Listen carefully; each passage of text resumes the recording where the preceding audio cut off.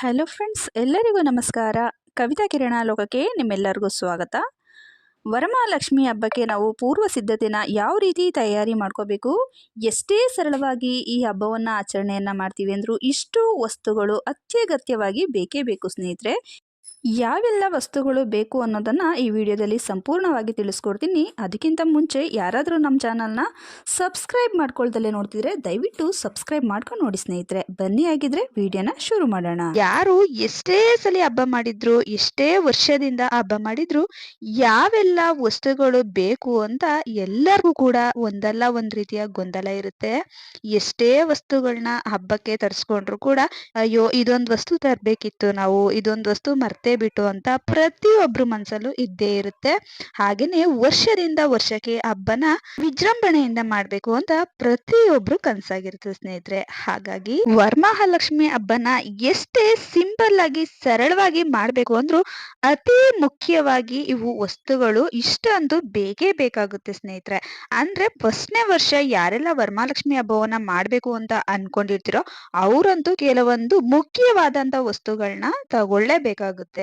Grand ಆಗಿ ಮಾಡೋರ್ನ ಬಿಡಿ, ಅವರು ವರ್ಷನೂ ಮಾಡ್ತಿರ್ತಾರೆ, ಅವ್ರಿಗೆ ಯಾವೆಲ್ಲ ಬೇಕಾಗಿರುತ್ತೆ ಅಂತ ಐಡಿಯಾ ಇರುತ್ತೆ, ಅವರು ತರಿಸಿ ಇಟ್ಕೊಂಡಿರ್ತಾರೆ. ಹಾಗೇನೆ ಹಬ್ಬ ಮಾಡ್ತಾ ಮಾಡ್ತಾ ಏನಾಗುತ್ತೆ ಅಂದ್ರೆ ಯಾವೆಲ್ಲ ವಸ್ತುಗಳು ಬೇಕು ಅಂತ ಅವ್ರಿಗೆ ಗೊತ್ತಾಗುತ್ತೆ. ವರ್ಷದಿಂದ ವರ್ಷಕ್ಕೆ ಅವರೇ ತಗೊಂತಿರ್ತಾರೆ. ಅಂದ್ರೆ ಫಸ್ಟ್ ಟೈಮ್ ಹಬ್ಬ ಮಾಡೋರ್ಗೆ ಇದೊಂದು ಐಡಿಯಾ ಇರಬೇಕು, ಇಷ್ಟು ವಸ್ತುಗಳಂತೂ ವರಮಹಾಲಕ್ಷ್ಮಿ ಕೂರಿಸ್ಬೇಕಾದ್ರೆ ಬೇಕೇ ಬೇಕಾಗುತ್ತೆ ಅಂತ.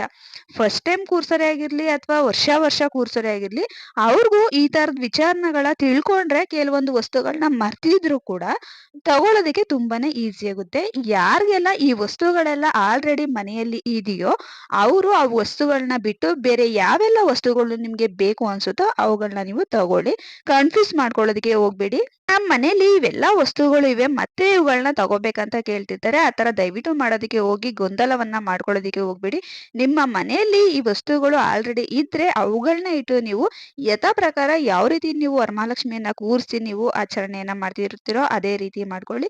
ಅಥವಾ ನೀವು ನಾವ್ ಹೇಳಿರುವಂತ ವಸ್ತುಗಳಲ್ಲಿ ಯಾವ್ದಾದ್ರು ತಗೋಬೇಕು ಅಂತ ನಿಮ್ಮ ಮನಸ್ಸಿಗೆ ಅನ್ಸಿದ್ರೆ ಮಾತ್ರ ತಗೊಳ್ಳಿ ಸ್ನೇಹಿತರೆ. ಆದ್ರೆ ನಾವು ಎಷ್ಟೇ ಸರಳವಾಗಿ ಲಕ್ಷ್ಮಿಯನ್ನ ಕೂರಿಸಿ ಪೂಜೆಯನ್ನ ಮಾಡ್ತೀನಿ ಅಂದ್ರು ಇಷ್ಟು ಸರಳವಾದ ವಸ್ತುಗಳು ನಮ್ಗೆ ಬೇಕೇ ಬೇಕಾಗುತ್ತೆ. ಆದ್ರಿಂದ ಇವತ್ತಿನ ಮಾಹಿತಿಲಿ ವರಮಹಾಲಕ್ಷ್ಮಿಯನ್ನ ಕೂರ್ಸೋರಿಗೆ ತುಂಬಾ ಸರಳವಾಗಿನೇ ಪೂಜೆಯನ್ನ ಮಾಡ್ತೀನಿ ಅನ್ನೋರ್ಗೆ ಅತಿ ಮುಖ್ಯವಾಗಿ ಈ ವಸ್ತುಗಳು ಲಕ್ಷ್ಮೀ ಪೂಜೆಗೆ ಬೇಕಾಗುತ್ತೆ.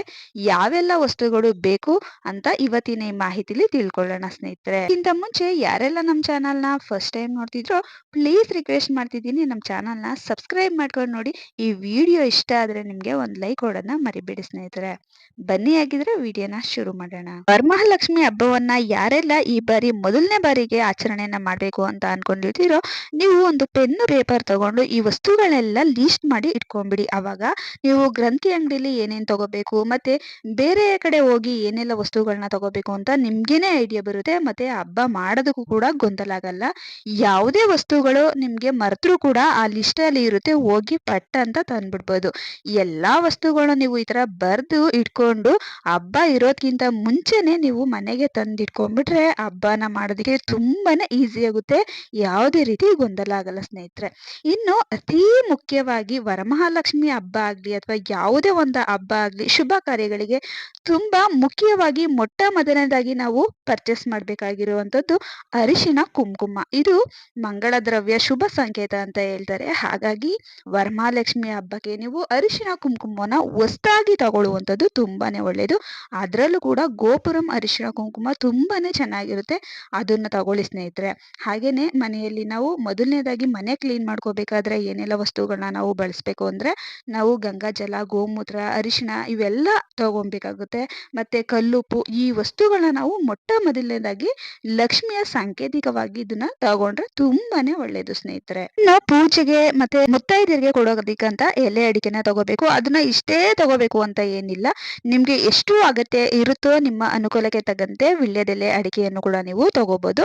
ಅದರಲ್ಲಿ ಅರಿಶಿಣ ಕುಂಕುಮನ ವರಮಹಾಲಕ್ಷ್ಮಿ ವ್ರತಕ್ಕೆ ಅಥವಾ ಆಚರಣೆಯನ್ನ ಮಾಡೋರು ಮೊದಲನೇದಾಗಿ ನೀವು ಕೊಂಡ್ಕೋಬೇಕಾಗುತ್ತೆ. ಇನ್ನು ರಂಗೋಲಿ ಬೇಕು, ಮತ್ತೆ ಲಕ್ಷ್ಮಿಯನ್ನ ಕೂರ್ಸೋದಿಕ್ಕೆ ಮಣೆ ಬೇಕು ಅಥವಾ ಮಂಟಪ, ಮತ್ತೆ ದೇವರ ವಿಗ್ರಹ, ದೇವರ ಫೋಟೋ, ಮತ್ತೆ ಫಸ್ಟ್ ಟೈಮು ಯಾರೆಲ್ಲ ಈ ಹಬ್ಬವನ್ನ ಮಾಡ್ತಿರ್ತೀರೋ ಅವರು ಮುಖ್ಯವಾಗಿ ವರಮಹಾಲಕ್ಷ್ಮಿ ಹಬ್ಬದ ವ್ರತದ ಕಥೆಯ ಬುಕ್ಸ್ ಅನ್ನ ತಗೋಬೇಕಾಗುತ್ತೆ. ಇದು ತುಂಬಾನೇ ಮುಖ್ಯವಾದ್ದು. ಇನ್ನ ನಂದಾದೀಪ, ಯಾಕಂದ್ರೆ ವರಮಹಾಲಕ್ಷ್ಮಿ ಹಬ್ಬದ ದಿನ ಪ್ರತಿಯೊಬ್ರು ಕೂಡ ನಂದಾದೀಪವನ್ನ ಆರಾಧನೆಯನ್ನ ಮಾಡ್ತಿರ್ತಾರೆ. ಹಾಗಾಗಿ ಹೊಸದಾಗಿ ತಗೊಳ್ಳಿ. ಯಾರೆಲ್ಲ ಈ ವಸ್ತುಗಳು ಇಲ್ವೋ ಅವರು ತಗೊಳ್ಳಿ, ಅಥವಾ ಪ್ರತಿ ವರ್ಷ ನೀವು ಆಚರಣೆಯನ್ನ ಮಾಡ್ಬೇಕಾದ್ರೆ ಈ ವಸ್ತುಗಳು ಇದೆ ಅಂದ್ರೆ ತಗೊಳ್ಳೋದಿಕ್ಕೆ ಹೋಗ್ಬೇಡಿ. ಮತ್ತೆ ದೀಪಾಲೆ ಕಂಬ ಬೇಕಾಗುತ್ತೆ. ತುಪ್ಪ, ಎಣ್ಣೆ, ದೀಪಕ್ಕೆ ಹಾಕುವಂತ ಬತ್ತಿ, ಹತ್ತಿ, ಮತ್ತೆ ತುಪ್ಪದ ಬತ್ತಿಗಳು ಇವೆಲ್ಲದೂ ಕೂಡ ನೀವು ಹೊಸದಾಗೆ ತಗೋಬೇಕು. ಮತ್ತೆ ದೇವರ ಸಾಮಗ್ರಿಗಳು, ಗಂಟೆ ಆಗಿರ್ಬೋದು, ಪಂಚಪಾತ್ರೆ ಆಗಿರ್ಬೋದು, ಉದ್ದರಣೆ, ಅರ್ಘ್ಯ ಪಾತ್ರೆ, ಪ್ರತಿಯೊಂದು ದೇವರ ಸಾಮಗ್ರಿಗಳನ್ನು ಕೂಡ ತಗೋಬೇಕು. ಹಾಗೇನೆ ಮನೆಯಲ್ಲಿ ನೀವು ಲಕ್ಷ್ಮಿಗೆ ಪ್ರಿಯವಾದಂತ ವಸ್ತುಗಳು, ಗೋಮತಿ ಚಕ್ರ, ಕವಡೆಗಳಾಗಿರ್ಬೋದು, ಕಮಲದ ಬೀಜಗಳಾಗಿರ್ಬೋದು ತಗೊಳ್ಳಿ. ಮತ್ತೆ ಕಳಸಕ್ಕೆ ಹಾಕುವಂತ ವಸ್ತುಗಳನ್ನು ಕೂಡ ನೀವು ತಗೊಬೇಕಾಗುತ್ತೆ. ಹಾಗೇನೆ ಮಂತ್ರಾಕ್ಷತೆ, ಶ್ರೀಗಂಧ, ಊದ್ಗಡ್ಡಿ, ಹೂವು, ಪತ್ರೆ, ಗೆಜ್ಜೆ ವಸ್ತ್ರ, ಇಷ್ಟು ವಸ್ತುಗಳನ್ನ ನೀವು ಮರೆಯದಲ್ಲೇ ತಗೋಬೇಕು. ಅದೇ ರೀತಿ ನೀವು ಲಕ್ಷ್ಮಿಗೆ ಪಂಚಾಮೃತ ಅಭಿಷೇಕವನ್ನ ಮಾಡ್ತೀನಿ ಅಂತ ಅಂದ್ರೆ ನೀವು ದೇವರ ವಸ್ತುಗಳನ್ನೆಲ್ಲ ಪ್ರತಿಯೊಂದನ್ನು ಕೂಡ ತೊಳೆದು ಯಾವೆಲ್ಲ ವಸ್ತುಗಳನ್ನ ಇಟ್ಟು ಆ ದಿನ ಪೂಜೆಯನ್ನ ಮಾಡ್ತಿರೋ, ದೀಪಗಳು, ದೀಪಾಲೆ ಕಂಬ, ಪ್ರತಿಯೊಂದು ವಸ್ತುಗಳನ್ನ ತೊಳೆದಿಟ್ಕೊಳ್ಳಿ. ಜೊತೆಗೆ ತೆಂಗಿನಕಾಯಿಗಳನ್ನು ಕೂಡ ನೀವು ತಂದಿಡ್ಬೇಕು. ಬಾಳೆಹಣ್ಣು, ಪ್ರತಿಯೊಂದನ್ನು ಕೂಡ ತಂದಿಟ್ಕೊಳ್ಳಿ. ಎಷ್ಟು ಬೇಕಾಗುತ್ತೆ ಅನ್ನೋದು ಅದು ನಿಮ್ಮ ಅವಶ್ಯಕತೆಗೆ ಬಿಟ್ಟಿದ್ದು, ಅನುಕೂಲಕ್ಕೆ ಬಿಟ್ಟಿದ್ದು. ಹಾಗೇನೆ ಪಂಚಾಮೃತದಿಂದ ಅಭಿಷೇಕವನ್ನ ಮಾಡೋದಿಕ್ಕೆ ಹಾಲು, ಮೊಸರೆ, ಸಕ್ಕರೆ, ಜೇನುತುಪ್ಪ, ತುಪ್ಪ ಪ್ರತಿಯೊಂದನ್ನು ತಂದಿಟ್ಕೊಳ್ಳಿ. ಇನ್ನ ವಿಳ್ಯದೆಲೆ, ಎಡಕೆ, ತೆಂಗಿನಕಾಯಿ, ನೈವೇದ್ಯಕ್ಕೆ ನೀವು ಏನೇನ್ ಮಾಡ್ತಿರೋ ಅದಕ್ಕೆ ಏನೇನ್ ಸಾಮಗ್ರಿ ಬೇಕೋ ಎಲ್ಲಾನು ತಂದಿಟ್ಕೊಳ್ಳಿ. ಹಾಗೇನೆ ಅತಿ ಮುಖ್ಯವಾಗಿ ಈ ಹಬ್ಬಕ್ಕೆ ನೀವು ಕರ್ಪೂರ, ಮಂಗಳಾರತಿ ತಟ್ಟೆ, ಮತ್ತೆ ಆರತಿ ತಟ್ಟೆ, ಹೂಬತ್ತಿ ಎಲ್ಲಾನು ಕೂಡ ತಂದಿಟ್ಕೊಳ್ಳಿ. ಹಾಗೇನೆ ಮರಿದೆಲೆನೆ ಲಕ್ಷ್ಮಿ ಪೂಜೆಗೆ ಲಾವಂಚದ ಬೇರು ಅಂತ ಸಿಗುತ್ತೆ ನೋಡಿ, ಇದೇ ಲಾವಂಚದ ಬೇರು. ಇದು ಯಾವ ರೀತಿ ಬಳಕೆಯನ್ನ ಮಾಡ್ಬೇಕು ಅಂತ ನಿಮ್ಗೆ ತೋರಿಸ್ಕೊಡ್ತೀನಿ. ತುಂಬಾನೇ ಮುಖ್ಯವಾಗಿ ಬೇಕಾಗಿರುವಂತ ವಸ್ತು ಇದು. ಇದನ್ನ ಗ್ರಂಥಿಗೆ ಅಂಗಡಿಲಿ ಹೋಗಿ ಕೇಳಿ, ಖಂಡಿತವಾಗ್ಲೂ ಸಿಗುತ್ತೆ.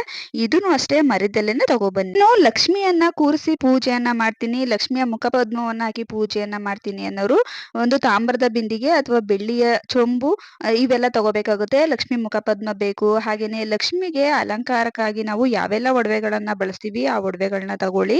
ಹಾಗೇನೆ ಜೊತೆಗೆ ಅರಿಶಿಣದ ದಾರ, ಅರಿಶಿಣದ ಕೊನೆ ಇವೆಲ್ಲ ತುಂಬಾ ಮುಖ್ಯವಾಗಿ ಬೇಕಾಗುತ್ತೆ. ಮತ್ತೆ ಲಕ್ಷ್ಮಿಯ ಮುಖಪದ್ಮನ್ನು ಅಷ್ಟೇ ನೀವು ತಂದಿಟ್ಕೋಬೇಕು, ಅಥವಾ ನೀವು ಮನೇಲೇ ಇದ್ರೆ ಅದನ್ನೇ ಕೂಡ ನೀವು ಪೂಜೆಯನ್ನ ಮಾಡಬಹುದು. ತುಂಬಾ ಮುಖ್ಯವಾಗಿ ನೀವು ಮರದ ಜೊತೆ ಬಾಗಿನ ಸಾಮಾನ ಸಿಗುತ್ತೆ. ಬಳೆ, ಬಿಚ್ಚೋಲೆ, ಕನ್ನಡಿ, ಕಪ್ಪು, ರವಿಕೆ ಬಟ್ಟೆ ಇವೆಲ್ಲದೂ ಕೂಡ ತರಬೇಕು. ಹಾಗೇನೆ ಮಡ್ಲಕ್ಕಿ ಸಾಮಾನನ್ನು ಕೂಡ ಮರಿದಲ್ಲೇ ತರಬೇಕು. ಬೆಲ್ಲ, ಕೊಬ್ಬರಿ, ಹುರ್ಗಡ್ಲೆ, ಈ ರೀತಿ ನಾವು ಮಡ್ಲಕ್ಕಿ ಸಾಮಾನ್ಗೆ ನೀವು ಏನೆಲ್ಲ ತುಂಬ್ತೀರಾ ಅದನ್ನೆಲ್ಲ ನೀವು ತಂದು ಇಟ್ಕೊಂಡ್ಬಿಡ್ಬೇಕು. ಲಕ್ಷ್ಮಿ ಮುಂದೆ ಇಡೋದಕ್ಕೆ ಮಡ್ಲಕ್ಕಿ ಸಾಮಾನು ಬೇರೆ, ಮತ್ತೆ ಗೌರಿ ಸಾಮಾನು ಅಂತ ಹೇಳ್ತೀವಿ ಅಂದ್ರೆ ಬಾಗಿನ ಸಾಮಾನು, ಅವನು ಕೂಡ ನೀವು ಗ್ರಂಥಿಗೆ ಅಂಗಡಿಗಳಲ್ಲಿ ಎಲ್ಲಾನು ಕೂಡ ಈ ರೀತಿಯಾಗಿ ಸಿದ್ಧತೆಯನ್ನ ಮಾಡಿ ಇಟ್ಕೊಳ್ಳಿ. ತುಂಬಾನೇ ಒಳ್ಳೇದು. ಹಬ್ಬ ಮಾಡೋದಕ್ಕೆ ಯಾವುದೇ ರೀತಿಯ ಗೊಂದಲ ಆಗೋದಿಲ್ಲ ಸ್ನೇಹಿತರೆ. ಈ ರೀತಿಯಾಗಿ ನಾವು ಹಬ್ಬಕ್ಕಿಂತ ಮೊದಲೇ ಏನೇನೆಲ್ಲ ವಸ್ತುಗಳು ಬೇಕು ಅಂತ ಲಿಸ್ಟ್ ಮಾಡಿ ಇಟ್ಕೊಂಡ್ಬಿಟ್ರೆ. ಇನ್ನು ಲಕ್ಷ್ಮಿ ಹಬ್ಬ ಅಂದ್ರೆ ಪ್ರತಿಯೊಬ್ಬರಿಗೂ ಗೊತ್ತಿರುವಂತದ್ದು ಲಕ್ಷ್ಮಿಗೆ ಉಡ್ಸುವಂತ ಸೀರೆ. ಇದನ್ನು ಅಷ್ಟೇ ನೀವು ಹೊಸದಾಗೆ ತರಿಸಿಟ್ಕೋಬೇಕು, ಅಥವಾ ಬ್ಲೌಸ್ ಪೀಸ್ ನಲ್ಲಿ ನೀವು ಉಡ್ಸ್ತೀನಿ ಅಂದ್ರೆ ಅದನ್ನು ಕೂಡ ಹೊಸದಾಗೆ ತಂದು ಇಟ್ಕೊಳ್ಳಿ. ಯಾವುದೇ ಕಾರಣಕ್ಕೂ ಕೂಡ ಸೀರೆಯಲ್ಲಿ ಬ್ಲೌಸ್ ನ ಕಟ್ ಮಾಡಬಾರ್ದು, ಆ ರೀತಿಯಾಗಿ ಲಕ್ಷ್ಮಿಗೆ ಉಡಿಸ್ಬೇಕು. ಹಾಗೇನೆ ಬಾಗಿನಗೆ ಇಡ್ಬೇಕಾದ್ರೂ ಅಷ್ಟೇ ಬ್ಲೌಸ್ ಮತ್ತೆ ಸೀರೆ ಎರಡನ್ನೂ ಸರಿ ನಾವು ಇಡಬೇಕು. ಯಾವುದೇ ಕಾರಣಕ್ಕೂ ಕತ್ರಿಯನ್ನ ಹಾಕಿ ಕಟ್ ಮಾಡಿ ಇಡುವಂತಿಲ್ಲ ಸ್ನೇಹಿತರೆ. ನೋಡಿ, ಇಷ್ಟು ವಸ್ತುಗಳಂತೂ ಅತಿ ಮುಖ್ಯವಾಗಿ, ಎಷ್ಟೇ ಸರಳವಾಗಿ ವರಮಹಾಲಕ್ಷ್ಮಿ ಹಬ್ಬವನ್ನ ಮಾಡ್ತೀನಿ ಅಂದ್ರು ಈ ವಸ್ತುಗಳು ಮುಖ್ಯವಾಗಿ ಬೇಕೇ ಬೇಕಾಗುತ್ತೆ ಸ್ನೇಹಿತರೆ. ನಾವು ಪ್ರತಿ ವರ್ಷನೂ ಕೂಡ ಇಷ್ಟು ವಸ್ತುಗಳನ್ನ ಬಳಸ್ಕೊಂಡೇ ಲಕ್ಷ್ಮಿ ಹಬ್ಬವನ್ನ ಮಾಡ್ತಿರೋದು. ಹಾಗಾಗಿ ನಿಮ್ಗೂ ಕೂಡ ತಿಳಿಸ್ಕೊಟ್ಟಿದ್ದೀನಿ. ಇದ್ರಲ್ಲಿ ನಿಮ್ಗೆ ಯಾವೆಲ್ಲ ವಸ್ತುಗಳು ಹೊಸದಾಗಿ ಬೇಕು ಅನ್ಸುತ್ತೋ ತಗೊಳ್ಳಿ, ಅಥವಾ ನಾನು ಹೇಳಿರುವಂತ ವಸ್ತುಗಳಲ್ಲಿ ಯಾವ್ದಾದ್ರು ಮಿಸ್ ಆದ್ರೂ ಸರಿ ನೀವು ತಗೊಳ್ಳಿ ಸ್ನೇಹಿತರೆ. ನೋಡಿರಲ್ವಾ ಸ್ನೇಹಿತರೆ, ಹೊಸದಾಗಿ ವರಮಹಾಲಕ್ಷ್ಮಿ ಹಬ್ಬವನ್ನ ಮಾಡ್ತಿರೋರಾಗಿ ಆಗಿರ್ಬೋದು ಅಥವಾ ಪ್ರತಿ ವರ್ಷ ವರಮಹಾಲಕ್ಷ್ಮಿ ಹಬ್ಬವನ್ನ ಮಾಡ್ತಿರೋರೇ ಆಗಿರ್ಬೋದು, ಈ ರೀತಿಯಾಗಿ ಯಾವೆಲ್ಲ ವಸ್ತುಗಳು ಬೇಕು ಅಂತ ಲಿಸ್ಟ್ ಮಾಡಿ ಇಟ್ಕೊಂಡ್ರೆ ಹಬ್ಬಕ್ಕೆ ತುಂಬಾನೇ ಈಸಿ ಆಗುತ್ತೆ. ಮತ್ತೆ ಯಾವೆಲ್ಲ ವಸ್ತುಗಳು ನಮ್ಗೆ ಬೇಕು ಅಂತ ಒಂದು ಐಡಿಯಾನು ಸಿಕ್ಕಂಗಾಗುತ್ತೆ ಸ್ನೇಹಿತರೆ.